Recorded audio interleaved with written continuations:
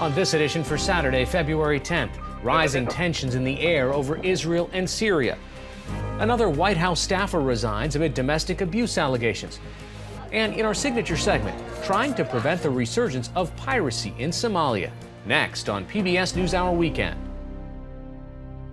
PBS NewsHour Weekend is made possible by Bernard and Irene Schwartz, the Cheryl and Philip Milstein family, Sue and Edgar Wackenheim III, Dr. P. Roy Vagelos and Diana T. Vagelos, the JPB Foundation, the Anderson Family Fund, Rosalind P. Walter, Barbara Hope Zuckerberg. Corporate funding is provided by Mutual of America, designing customized individual and group retirement products. That's why we're your retirement company. Additional support has been provided by the Corporation for Public Broadcasting and by contributions to your PBS station from viewers like you. Thank you. From the Tisch WNET studios at Lincoln Center in New York, Hari Srinivasan. Good evening and thanks for joining us. Conflict in the skies over Syria and Israel this evening, following the most serious skirmishes between the two countries since 2011. Right now, 2 Israeli pilots are being treated for injuries after Syria shot down their F-16 while they were striking what Israel says are Iranian air bases within Syria. But today's violence began after Israel shot down an Iranian drone which entered Israeli airspace from Syria. An Israeli military spokesman warned Iran is dragging the region into an adventure in which it doesn't know how it will end. Joining me now from Beirut is NewsHour Weekend special correspondent Jane Ferguson. Jane, let's just clarify. There's been some confusion about the timeline of events. What happened when? At the minute, we're looking at a number of events today. Of course, the first thing that we heard was that this Israeli fighter jet, an F-16, had been downed. But the Israelis have now said that actually the initial incident was when what they're calling an Iranian drone entered Israeli airspace. It was shot down immediately by the Israelis. They then launched attacks inside Syria to take down what they say are Iranian drone facilities. And it was then that one of the Israeli fighter jets was shot down. We know that the 2 pilots ejected. One of them is supposed to be in decent condition. The other is actually critically ill at this point. All right, so tell us, how is this playing out in the region when people are actually exchanging fire? I know you're in Beirut, but what is the media coverage of it? Are tensions higher?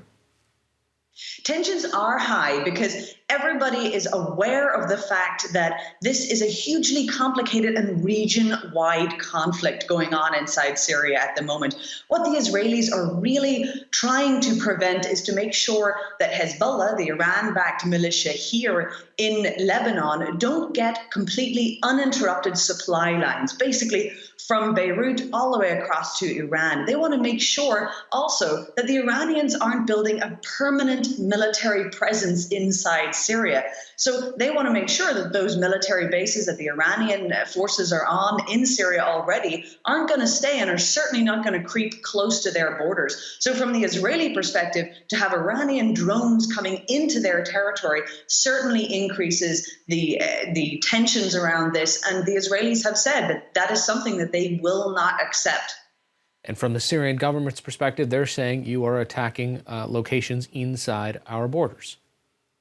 Indeed, the war in Syria has been for years, but even more so this week we've seen that this is a hugely multifaceted war. Essentially, it's several wars going on at once. So the Syrian government is saying, well, Israeli jets were inside our territory, but you've also got a huge amount of international involvement in this war. You've got Iranians there fighting on the side of the Syrians. You've also got American troops in with the Syrian rebels. You've also now got Turkish troops inside Syria. So the situation is not only one whereby it's extremely complicated, but it's also very dangerous because all of these multifaceted layers and various militaries that are present there are continually bumping up against one another. And increasingly so, as ISIS's territory has shrunk down to barely any, that territory is what they're now fighting over. And does the stress that's happening inside the Israeli government right now and the tension that Prime Minister Netanyahu is facing inside his own government, does that play into any of this? It certainly would put him under pressure. There's a pressure to make sure that there isn't seen to be any building Iranian presence on Israel's borders. We know that whenever the fighter jet was shot down today, that the sirens sounded across the Golan Heights and in northern Israel. It certainly adds a lot of tension inside Israel, where Israelis are extremely concerned about the Iranian presence that could be building up close to their borders. That puts him under pressure. But we always have been hearing now for quite some time fiery rhetoric about what Israel will and will not accept by its leadership. But of course, in terms of their response, they have to come out very strongly and show that they are protecting their territorial integrity. And that's what we saw today. After the fighter jet was shot down, the Israeli Defense Forces have said that they then launched 12 more strikes deep inside Syria. And they say that several of those were against Iranian drone facilities. All right, NewsHour Weekend Special Correspondent Jane Ferguson joining us via Skype from Beirut. Thanks so much. Thank you. President Trump said he would not immediately release a Democratic memo from the House Intelligence Committee and has sent it back for revisions. Democrats drafted the memo as a rebuttal to the so-called Nunes memo that alleged the FBI abused surveillance power during the 2016 campaign. White House counsel Donald McGahn wrote that the president is, quote, inclined to declassify the Democratic memo, but it contained, quote, numerous classified and especially sensitive passages. President Trump tweeted this morning that the memo was, quote, very political and long, and said it would have to be, quote, heavily redacted. Democrats decried the president's actions as hypocritical. The top Democrat on the House Intelligence Committee, Representative Adam Schiff, who authored the response memo, tweeted at the president, quote, your concerns for sources and methods would be more convincing if you hadn't decided to release the GOP memo before reading it and over the objections of the FBI. Democratic Senator Dianne Feinstein, who has reviewed the classified documents, asked in a tweet about the president, what is he hiding by blocking the Schiff memo? Any minor redactions should be made as quickly as possible. The memo should be released. White House speechwriter David Sorensen stepped down yesterday after his ex-wife alleged that he was violent and emotionally abusive during their marriage. He is the second White House official this week to resign following allegations of domestic abuse. In an interview with the Washington Post, Sorensen's ex-wife Jessica Corbett detailed the allegations, including that he ran a car over her foot and put a cigarette out on her hand. Sorensen denied the allegations and told the Post that he resigned because he, quote, didn't want the White House to have to deal with this distraction.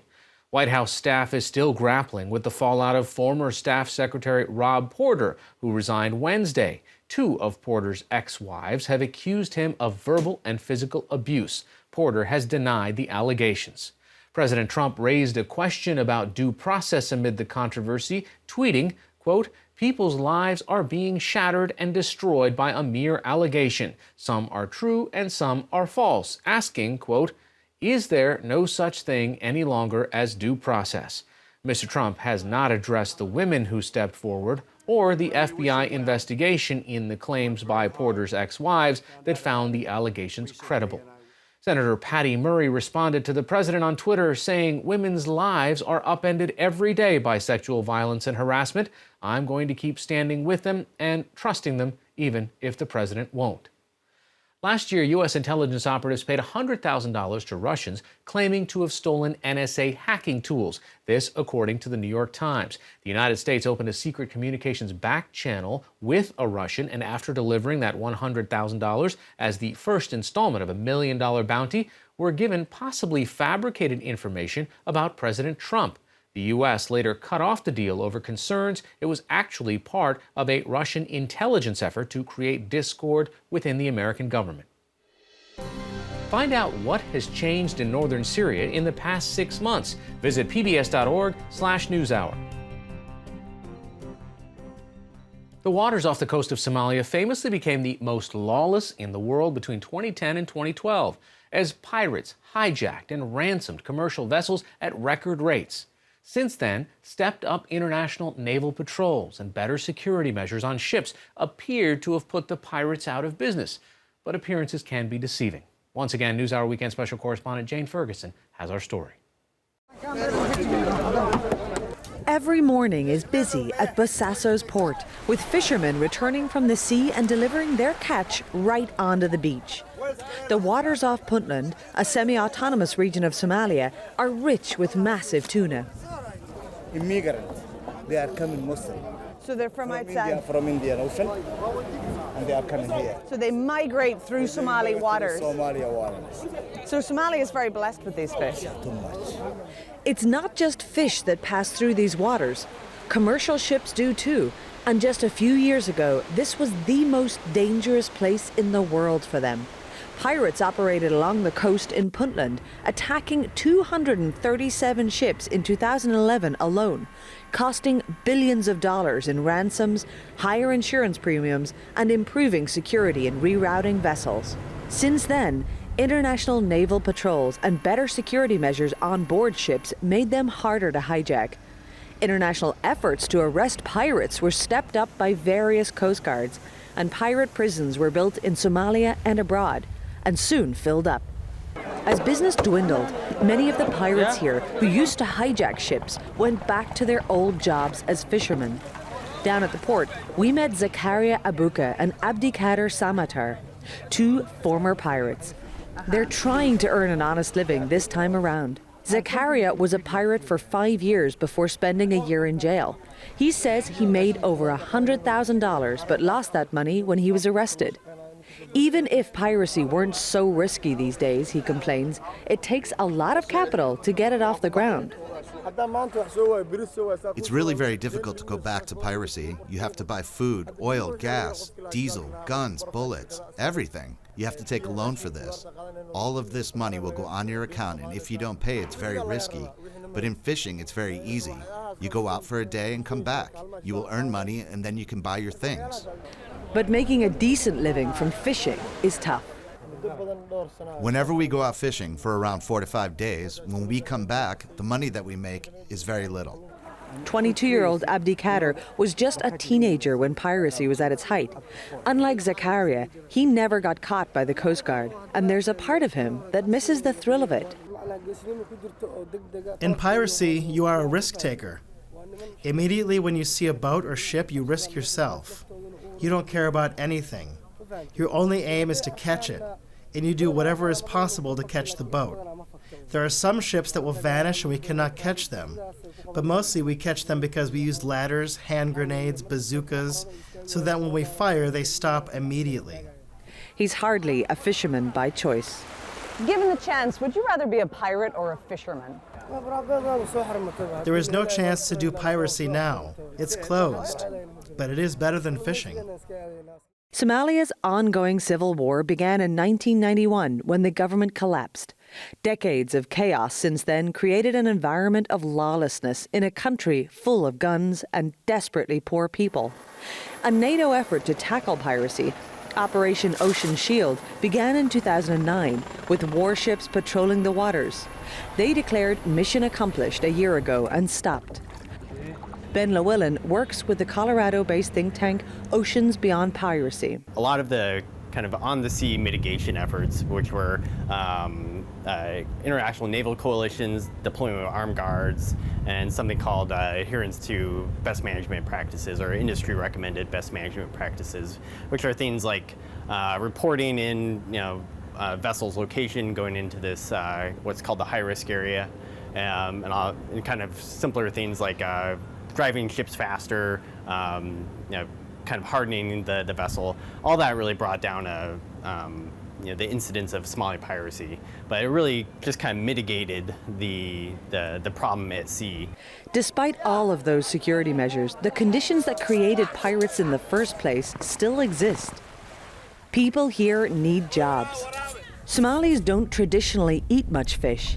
As an animal herding culture, many prefer to eat livestock like goats, cattle, or sheep. So fishing as an industry here is rudimentary and often unprofitable. Efforts are underway to change that and take advantage of the country's vast, more than 1,800-mile-long coastline, rich with fish. Access to domestic and international markets could change lives, but to sell fish internationally, they will have to raise their standards. There might be plenty of fish here, but there's also plenty of filth.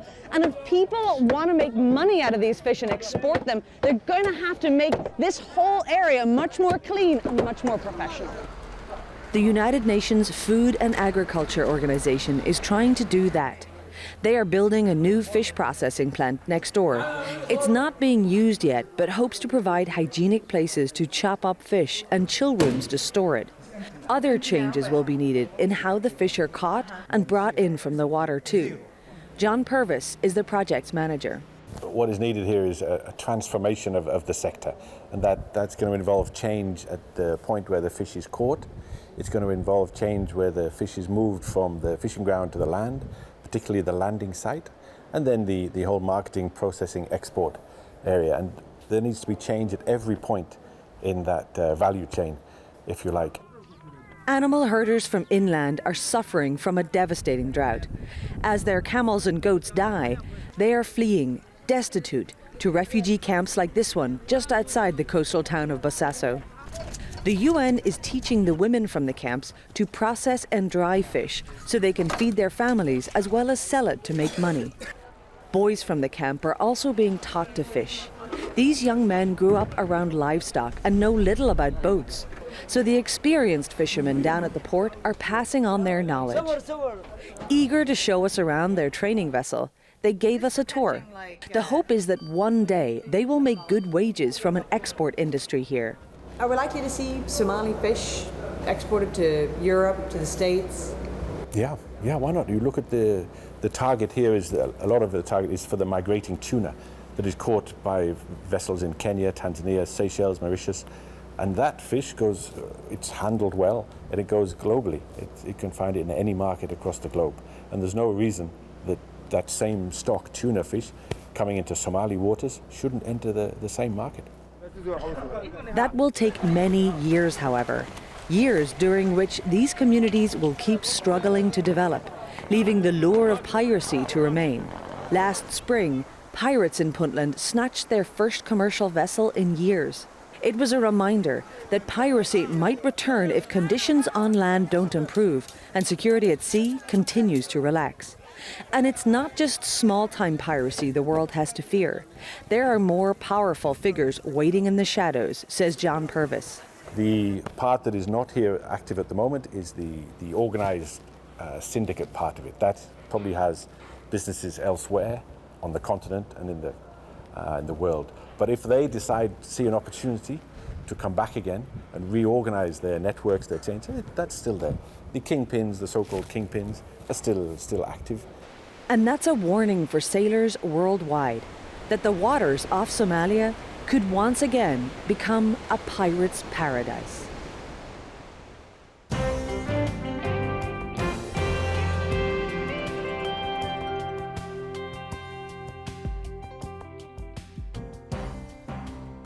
If you are concerned about the impact that political ads on Facebook are having on elections around the world, you're not alone.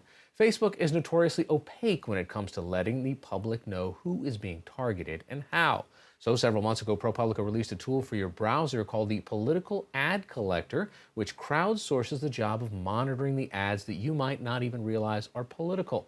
Now we're seeing some of the results from this tool. Julia Angwin is a reporter for ProPublica, joins me now. So first, what does the tool do? So basically, it's a little teeny bit of software that you can add to your Chrome or your Firefox web browser.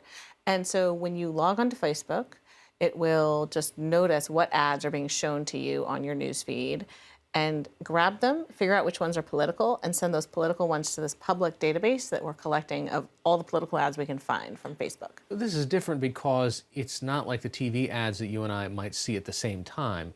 There's a chance that you're going to see ads that I will never see and vice versa. Yeah, I mean, the explicit goal of Facebook is sort of the niche micro-targeting. And so most likely you and I will not see the same ads. And so the goal here is to get as many as we can because otherwise no one would see them except for their targeted audiences, which could be very small niche. Okay, and you've also rolled this out to help in other elections around the world. How's that going? It's been really interesting. So we started with the German elections in the fall, and then we went to the Australia special referendum on gay marriage.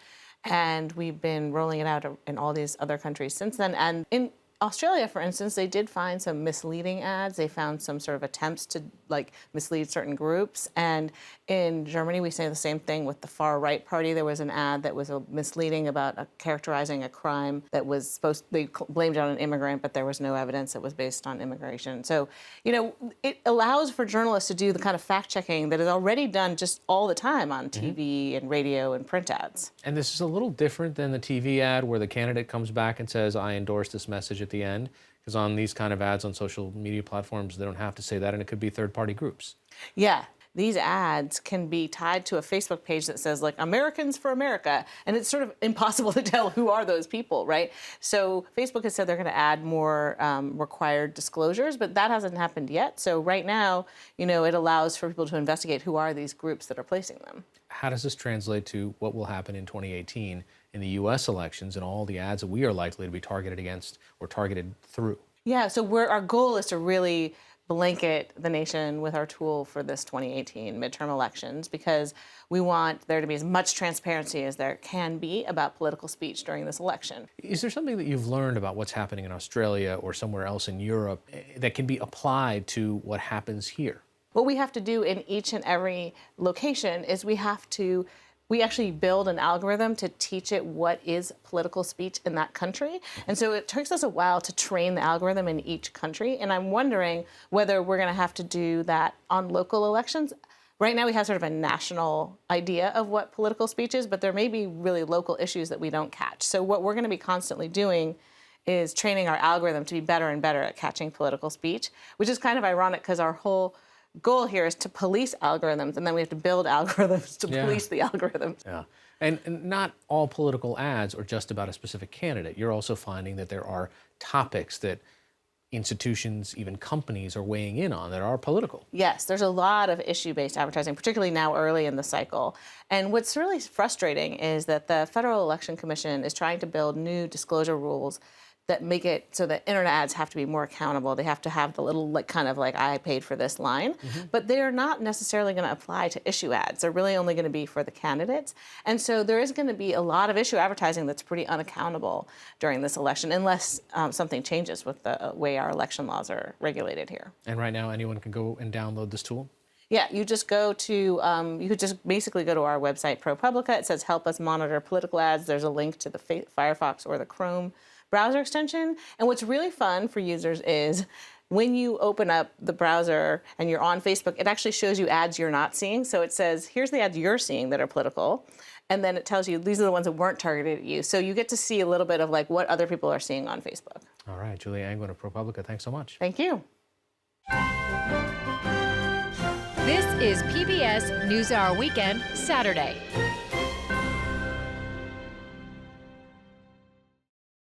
The diplomatic thaw between North and South Korea appears to be picking up steam on day 2 of the Olympic Games. North Korean dictator Kim Jong-un invited South Korea's President Moon Jae-in to Pyongyang for talks. The invitation was delivered by Kim's younger sister, Kim Jo-young, who is attending the Pyeongchang Games. There is no word yet on when that visit might happen. It would be President Moon's first time visiting the North Korean capital. Both President Moon and Kim Yo-jong were on hand for the unified Korean women's hockey team's debut in the Olympics. With only a few weeks of practice together, they faced off against Switzerland, losing 8-0. North Korea's Han Soo-jin nearly broke through with an early shot on goal that bounced off the crossbar. The Korean team will play against Sweden on Monday. Startling numbers from the Centers for Disease Control show 1 out of every 10 U.S. deaths this week was caused by the flu or pneumonia. In a conference call, the CDC's acting director, Ann Schukat, warns that deaths from the current flu season are climbing. This year's flu outbreak has now reached as high as the peak of the 2009 swine flu pandemic and is likely to cause more deaths. The CDC says 63 children have died so far from flu-related symptoms this season, and that number is expected to rise. We are now learning that last September's massive data breach at Equifax exposed more customer data than was previously reported. Documents given to the Senate Banking Committee show that Equifax not only exposed the names, social security numbers, birth dates, addresses, driver's license numbers, and credit card numbers of more than 145 million people, but tax identification numbers, email addresses, phone numbers, and credit card expiration dates were also accessed by online criminals.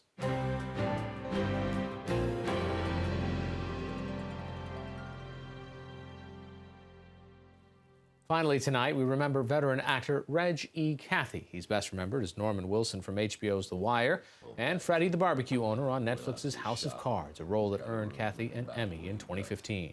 The circumstances surrounding his passing have not yet been made public. Reg E. Cathey was 59 years old. That's all for this edition of PBS NewsHour Weekend. I'm Hari Srinivasan. Thanks for watching. Have a good night.